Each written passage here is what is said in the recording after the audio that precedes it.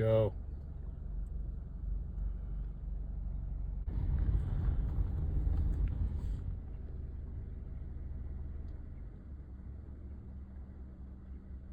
It's a big guy.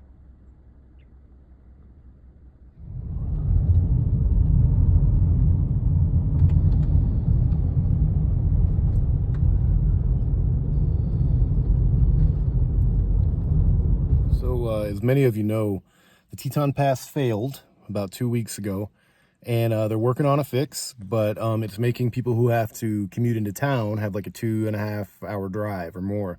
I'm lucky enough that my work provided me with a hotel and mileage reimbursement, so I'm in Jackson for like a week this week, away from my wife and home. It's okay though, it is what it is. But I didn't want that to, make it to where I'm not exercising and I'm not getting out. There's all kinds of places right around Jackson. It's the best hiking in the world. So I thought, yeah, every day I'm going to get up early and go do a little walk, and maybe I'll make some videos. So I hope you enjoy. I don't expect to be out here long, but might do some whipping. Why not?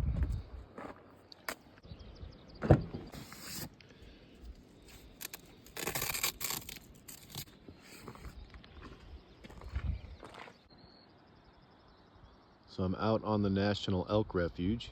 You can see there's just no view like it. It's beautiful out here. It's about 6:30 in the morning, something like that. I thought I'd come out here and take a look around. Beautiful morning. So where I am is the National Elk Refuge.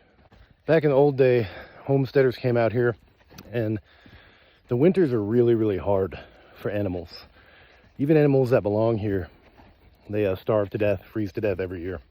One of those homesteaders, one of the original guys that came out here, was named Stephen Leake. And he witnessed this, and he was an early conservationist, and he was also one of the first guys out here with a camera.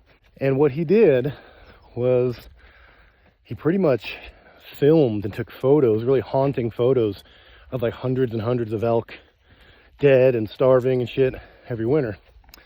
He took those photos to Congress and petitioned them to make a National Elk Refuge, where essentially it's a protected place for them to come in the wintertime. They all congregate down here, so you can drive by in the winter and see a herd of, 1,000 elk, 1,500 elk, and they're fed. So the United States government feeds these elk. They keep them alive in the winter. Whether that's a good idea or not, I don't know. But so that is where I'm walking now. I'm behind the National Elk Refuge. It's a very, very beautiful country here. But yeah, that's kind of the story of it. It was one of the first pieces of like photographic conservation. And it was really cool, actually. I used to work at a restaurant named after that guy, Leeks Marina. But anyway, that's where we are. This is a protected area.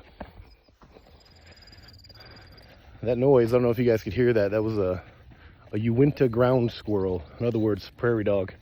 It's not uncommon to see eagles, obviously, but also osprey, red-tailed hawks. It's a cool area for sure.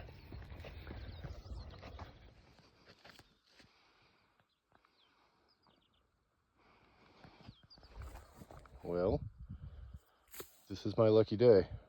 That is $1. Well, by right of conquest, it is mine now. Uh-oh. Part of it's missing. I think this guy was eaten. So I just found a scary murder dollar. I'm gonna look around this area a little bit more just to see if somebody's purse or something is out here. That's random, I would say. I don't think I've ever found money like that in the woods. Super strange. I got some scat here. Brand new. Whatever this is still here. I don't see anything. There's certainly no dogs or anything out here, so it's a wild animal, but what it is, I have no idea. Could be a marmot or a fox or a coyote. I have no idea. A walk like this you want to do early before it gets too hot. There's no real cover out here, so it's a lot easier to walk at 6 in the morning than it is at like noon. You'll just be baked. The sun here is brutal. But yeah, look at that. I'm 100 yards off the road. I'm all by myself. You may be asking yourself, why the rifle? No reason out here, really. It's just a good habit to get into. Out here, I don't expect to see anything bigger than deer. You know, I don't know, maybe an elk or something, but shouldn't be any bears or anything over here. I hope not. Here we got the spinal column of something. Don't know, probably an elk. It's pretty big. Yeah, it's picked clean, probably been here for years. Who knows? Could have starved to death or froze and scavengers got it. Wolves or a mountain lion or something could have taken it, but I doubt it. You see bones all over the place out here. We have a den of something pretty big. I don't know. I would have no idea. I don't know anything about dens. Badger, maybe? I've seen them out here before. Who knows? Teton range. Starting to get bright out here. The sun here is really strong. It's really powerful. It's like nowhere else I've ever lived. The worst sunburns I've ever gotten have been here. In fact, one time, funny story, I was shoveling pre-season up at Signal Mountain Lodge. It was like 100 feet of snow. And the way I had like leaned into my shovel for like 4 or 5 days, essentially all the sunlight was reflected to one side of my body. And after about 5 days, I went to bed fine, and I woke up in the middle of the night. My face had like melted off. I was covered in blood. I was stuck to the pillow. So I had to go to the doctor that day, to the ER. They said I had sun poisoning, okay? And they said it like kills little kids and the old people. Like I was fucked up. So for like a week after that, I mean, I was messed up, man. I looked like fucking Quasimodo. And then to take it to the Twilight Zone, the day that I got back from the ER was like the day that all the people started arriving.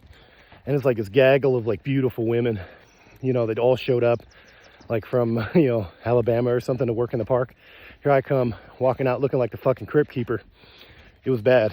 But yeah, the doctor told me flat out, he was like, you are going to get melanoma now. He's like, you can't get a burn like that and be okay. So I didn't put on any sunscreen this morning because it's still pretty early, but if I was going to be out here any longer, I definitely would. That's kind of the end of my little walk. Nothing big today. I just wanted to get some exercise before I have to go into work. Here's my car. But yeah, beautiful day. Now off to work.